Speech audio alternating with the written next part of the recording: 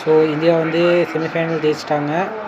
செம்ம start. Sanju Samson super start, நல்ல batting 2 மேட்சாக. அது இல்லாமல் இஷான் கிஷனு, ஹர்திக் பாண்டியா, திலக் எல்லாம் நல்லா கேமியோ கொடுத்தாங்க. பவுலிங்கில் பும்ரா மட்டும்தான் நல்லா போட்டான், மற்றவங்களாம் வருண்லாம் வாரி வழங்கிட்டான். Next match Abhishek Sharma drop பண்ணிவிட்டு சிராஜை கொண்டு வந்துடணும். அபிஷேக் சர்மா அடிக்கிறதே கிடையாது. இஷான் கிஷன், சஞ்சு சாம்சன் நல்லா அக்ரெசிவாக ஆடும்போது எதுக்கு அவனை மேலே கட்டிட்டு அடைகிறான்னு தெரியல. ஸோ நெக்ஸ்ட் மேட்ச் அந்த ஒரு சேஞ்ச் பண்ணால் கூட போதும், ஏன்னா 6 பவுலிங் ஆப்ஷன்ஸ் வந்துடும். ஸோ பிரச்சனையே இருக்காது. ஒருத்தர் இந்த மேட்ச் மாதிரி மோசமாக போட்டாலுமே பிரச்சனை இல்லாமல் அடுத்த மேட்ச் வச்சுக்கலாம். நியூசிலாண்டுக்கு பெரிய பவுலிங்லாம் கிடையாது.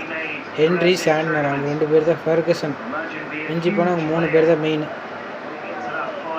அதனால் பேட்டிங் கூட நம்ம முதல் டாப் 2 தூக்கணும். இல்லை அவங்க 2 பேர் வெளுத்தாங்கன்னா செமிஃபைனல் வந்து ரொம்ப கஷ்டம். அகமதாபாத் பிச்சு பெரிய பிச்சு தான், பார்க்கலாம்.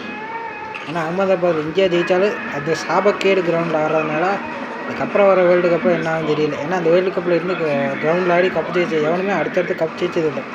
இந்தியாவில் வர என்னன்னு தெரியல. ஃபைனல் முடிஞ்சு பார்க்கலாம்.